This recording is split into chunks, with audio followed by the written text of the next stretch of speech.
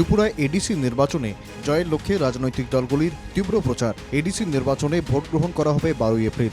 সব দলই বেশি জোর দিয়েছে ভোটারদের সঙ্গে সরাসরি সংযোগের ওপর। তাই রাজনৈতিক নেতারা বাড়ি বাড়ি গিয়ে প্রচার চালাচ্ছেন। তিপ্রামথা ছাড়াও লড়াইয়ের ময়দানে নেমেছে বিজেপি, কংগ্রেস এবং সিপিআইএম।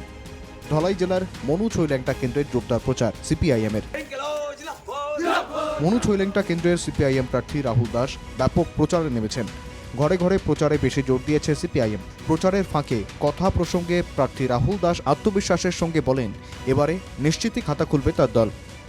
বিপুল পরিমাণে সারা পাচ্ছি, যেদিকেই যাচ্ছি। বিশেষ করে আমরা জোর দিয়েছিলাম বাড়ি বাড়ি প্রচারে এবং প্রত্যেকটা বাড়িতে যাতে পৌঁছানোর চেষ্টা করেছি, কিন্তু সম্ভব না এই সময়ের মধ্যে।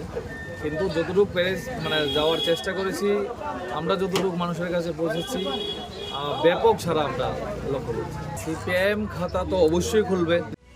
এডিসির ক্ষমতাসীন তিপ্রামথার সঙ্গে বিজেপির সম্পর্ক নিয়ে এদিন কটাক্ষ করেন সিপিআইএম প্রার্থী রাহুল দাস। বিজেপির সঙ্গে তিপ্রামথার সম্পর্ক প্রসঙ্গে রাহুল বলেন, দুই দল সরকারের শরিক, অথচ এডিসিতে লড়াইয়ের নাটক করছে তারা। এটা রাজ্যের মানুষ বুঝে গেছে। পুরো রাজ্যের মানুষ বুঝে গেছে যে বিজেপি মুথা সরকারে একসঙ্গে, মন্ত্রিসভায় একসঙ্গে, আর এডিসির মধ্যে এই যে লড়াইয়ের নাটক, এটা যে একটা সম্পূর্ণ স্ক্রিপ্ট তৈরি করা নাটক, এটা এই এলাকার জনগণ, সারা রাজ্যের এডিসির জনগণ সবাই বুঝতে পেরে গেছে। ঘরে ঘরে গিয়ে প্রচারে জোর ছিল কংগ্রেসেরও। মনু ছৈলেংটা কেন্দ্রে কংগ্রেসের প্রতিদ্বন্দ্বিতায় নেমেছেন রতন পাল। রতনবাবু জানান, ঘরে ঘরে গিয়ে প্রচারের সময় ব্যাপক সাড়া পেয়েছেন। মানুষের চরম দুর্দশা, তাই সকলেই পরিবর্তন চাইছেন। রতন পালের দাবি, কংগ্রেসই এবারে জয়ী হবে। 100% আশাবাদী। যার কাছে গিয়েছি গণদেবতারা প্রত্যেকেই একটাই জিনিসে বলেছেন যে আপনাকে আমরা এবার আশীর্বাদ করব।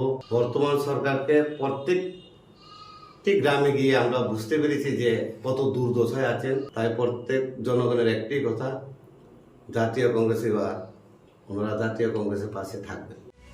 12 এপ্রিল ভোট গ্রহণের তারিখ। আনুষ্ঠানিক প্রচারও শেষ। রাজনৈতিক দলগুলো সর্বশক্তি নিয়ে প্রচারে ঝাঁপালেও শেষ হাসি হাসবে কারা, সেটা সময়ই বলবে। কুমারঘাট থেকে জনি ভট্টাচার্যের রিপোর্ট, NK টিভি বাংলা।